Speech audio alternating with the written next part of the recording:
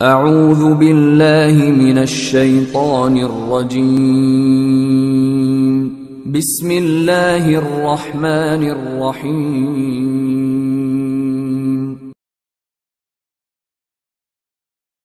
औज़ु बिल्लाहि मिनश्शैतानिर्रजीम बिस्मिल्लाहिर्रहमानिर्रहीम। जी कैसे हैं सारे दोस्त? ठीक हैं।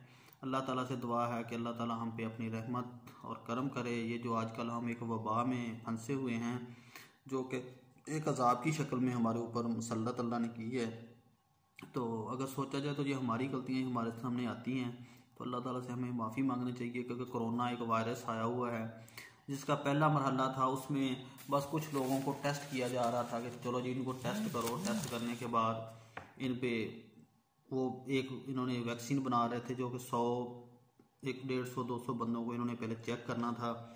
उसमें पहले एनिमल मतलब जानवरों पे चेक की गई, फिर बंदों पे, फिर फेज़ 2 आ गया। फेज़ 2 में इन्होंने 1000 बंदे से कोई 2000 बंदे से 1200 तक चेक किया।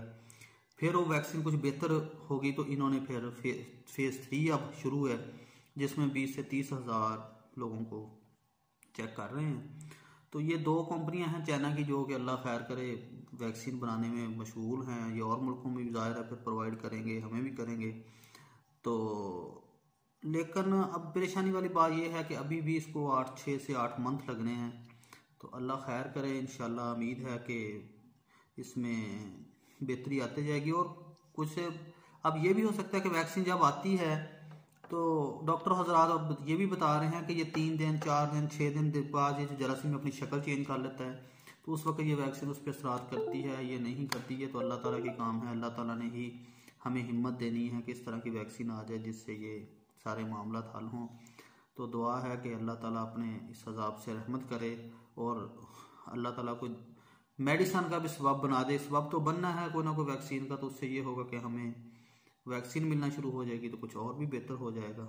लेकिन मुतवक्का है कि इंशाल्लाह ये कुछ वीक्स में मतलब 4 5 6 मंथ में हमें मिलना शुरू हो जाएगी। अल्लाह खैर करे इंशाल्लाह। और लोग केयर भी करें, पब्लिक में ना जाएं। मेडिसिन ये बीमारी भी ऐसी है जैसे छूतकी होती है, एक दूसरे से लगती है, तो बच्चे घर में ज़्यादा टाइम गुजारें, फजूल ना निकलें। तो अल्लाह ताला आप लोगों पे रहम करे, मुझ पे भी रहम करे और अपने अजाब से हमें रहम शफा दे और हमें उनकी बताए हुए काम पर अमल करना चाहिए जो हमें बताए गए हैं। तो इंशाअल्लाह अल्लाह रहम करेगा। नमाज बाद जमात या 5 वक्त नमाज अदा करने की कोशिश करें ताकि कुछ मसाइल जो हैं इससे भी हल हो जाते हैं, क्योंकि नमाज सबसे अहम चीज़ है। अल्लाह ताला इस पर अमल करने की तौफीक अता फरमाए। तो वीडियो को सब्सक्राइब भी करना है आपने, ठीक है, और चैनल को बेल आइकन भी इसका प्रेस करना है। इंशाल्लाह फिर मुलाकात होगी। अस्सलामु अलैकुम।